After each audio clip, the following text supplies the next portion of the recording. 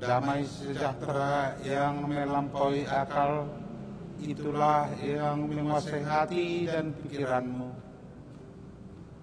Di dalam Kristus Yesus Tuhan kita. Amin. Bapak, Ibu, Saudara yang dikasihi Tuhan, firman Tuhan yang menyapa kehidupan kita di pagi hari ini, Rabu tanggal 3 Januari tahun 2024, diambil dari kitab Yeremia pasal 31 ayat 20. Dikatakan, anak kesayangankah gerangan Efraim bagiku, atau anak kesukaan? Sebab setiap kali aku menghardik dia, tak putus-putusnya aku terkenang kepadanya. Sebab itu hatiku terharu terhadap dia. Tak dapat tidak aku akan menyayanginya. Demikianlah firman Tuhan. Bapak, Ibu, Saudara yang dikasihi Tuhan, kalau kita perhatikan satu pasal ini, nats ini adalah ratapan atau tangis Tuhan kepada orang yang dihardiknya. Di dalam Yeremia 31 ayat 15, di situ boleh kita lihat atau digambarkan, yaitu ratap tangis Rahel, ratap tangis nenek moyang Efraim. Kira-kira demikianlah ratap tangis Tuhan kepada Yehuda, karena mereka diperingatkan supaya jangan meniru perilaku, yaitu perilaku Efraim yang sudah dibuang oleh Tuhan lebih dahulu dari bangsa Yehuda. Rahel adalah nenek moyang Efraim dan Manasye. Mereka berdua adalah anak Yakub, anak Yusuf. Dari kedua anak ini digambarkan bahwa Efraimlah sebagai penerima berkat yang paling utama, sewaktu Yakub memberkati mereka. Kalau kita membaca dalam Kejadian pasal 48 ayat 14, diceritakan Yakub menumpangkan tangannya kepada cucunya, tangan kanan ke atas tangan Efraim, dan tangan kiri ditumpangkan oleh Yakub kepada cucunya Manasye. Yang walaupun Manasye adalah sepatutnya yang menerima tumpangan tangan sebelah kanan Yakub karena dia adalah anak pertama atau anak sulung. Efraim adalah anak bungsu, tetapi Yakub menumpangkan tangannya ke atas kepala Efraim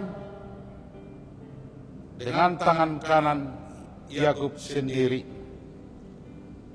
Bapak, Ibu, Saudara yang dikasihi Tuhan, Efraim atau Israel Utara lebih dahulu terbuang ke pembuangan. Kira-kira apa yang terjadi di tengah-tengah bangsa Israel Utara? Karena mereka meninggalkan Tuhan dan Tuhan menghardik atau menghukum mereka dalam pembuangan. Itulah yang digambarkan dalam Yeremia 31 ayat 20 ini sebagai bentuk kalimat atau pernyataan sebagai kalimat pertanyaan. Anak kesayangankah gerangan Efraim bagiku atau anak kesukaan?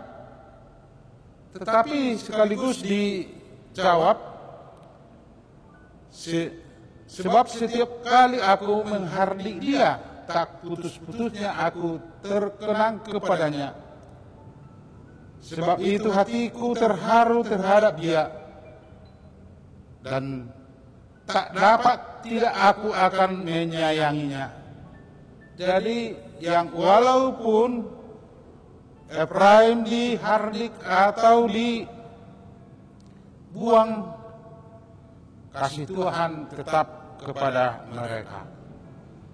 Itulah sebagai peringatan kepada bangsa Tuhan di Yehuda, supaya jangan mereka meninggalkan Tuhan, jangan mencampur adukan iman mereka dengan iman yang diimani oleh bangsa sekitar, mempersekutukan Allah dengan Allah-Allah lain. Itulah kita lihat dalam 2 Raja 17 ayat 28.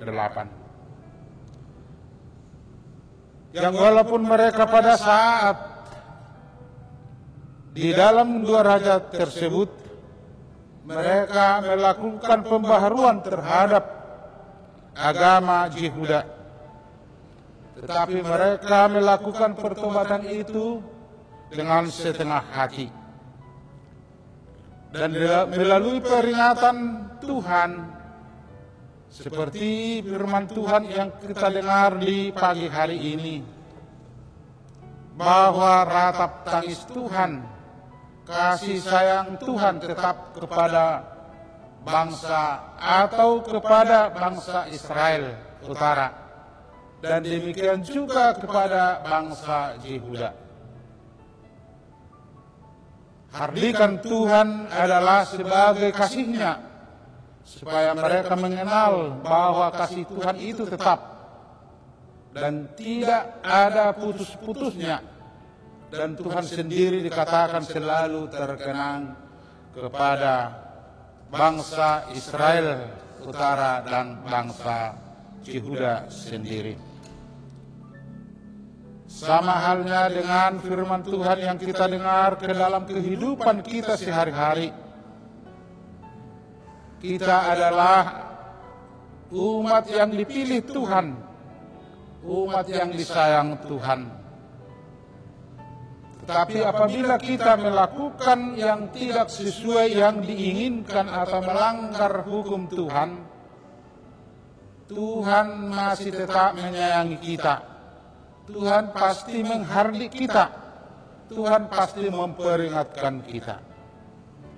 Tetapi apabila kita kena hukum atau kena hardik Tuhan, di situ dinyatakan bahwa Allah akan tetap mengingat kita, seperti dikatakan dalam firman Tuhan di pagi hari ini, Tuhan menghardik Efraim, tetapi tetap selalu terkenang akan dia karena kasih setia Tuhan tetap selama-lamanya. Apabila bangsanya, apabila Israel Utara atau Yehuda bertobat benar-benar melakukan dan mengimani firman Tuhan, menyayangi Tuhan, Tuhan akan memberkati mereka. Itu janjinya. Jemaat yang dikasihi Tuhan, ingatlah kasih Tuhan yang tiada habisnya. Mari kita jauhkan diri kita dari keinginan dosa, supaya kita terhindar dari hukuman atau hardikan Tuhan. Bahkan sebaiknya kita layak menerima berkat dan anugerah Tuhan yang sangat banyak. Demikianlah kita pun akan menjadi anak kesayangan Tuhan. Anak kesayangan Tuhan, apabila kita dihardik Tuhan, cepatlah kita mengikuti jalan Tuhan dan mengimani, dan selalu kita mengingat kasih Tuhan. Marilah kita bertobat dari perbuatan yang tidak disukai Tuhan. Bapak, Ibu, Saudara yang dikasihi Tuhan, kasih Tuhan tetap selama-lamanya. Datanglah dengan kerendahan hati ke hadapan Tuhan dan membawa segala dosa, dan sekaligus membawa buah pertobatan kita, yaitu apa yang dikehendaki Tuhan.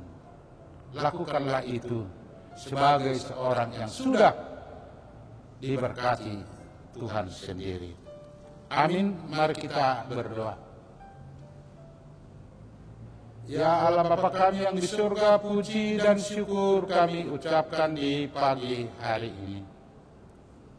Oleh karena kasih setiamu, kami beroleh hidup di pagi hari ini. Terutama kami mendapat berkat-Mu yang begitu besar melalui sapaan firman-Mu. Firman-Mu mengingatkan kepada kami bahwa kasih setiamu tetap kepada kami. Tuhan, apabila kami melakukan yang tidak sesuai Engkau kehendaki, apabila Tuhan menghajar kami, menghardik kami, berikanlah kekuatan kepada kami dan selalu ingatkan kami akan firman-Mu, supaya kami bertobat dan mengikuti apa yang Engkau kehendaki, supaya kami mendapat berkat-Mu yang melimpah yang sepatutnya yang kami terima.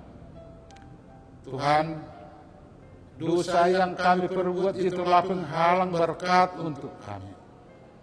Tetapi melalui darah anak-Mu Yesus Kristus, kami telah menjadi hidup baru, dan kami akan mendapat keampunan dari kasih-Mu. Itulah berkat yang terutama bagi kami. Tuhan, apabila saudara kami yang ada dalam penderitaan, dalam sakit, tolonglah mereka. Ampuni mereka apabila oleh karena akibat kesalahan mereka. Dan demikian juga Tuhan, apabila dalam keadaan sakit, berikan kesembuhan kepada mereka, supaya mereka dapat bersukacita menjalani kehidupan yang Engkau berikan kepada mereka. Tuhan, segala dosa yang kami perbuat, hapuskanlah itu. Kami berdoa hanya di dalam Kristus Yesus Tuhan kami. Amin.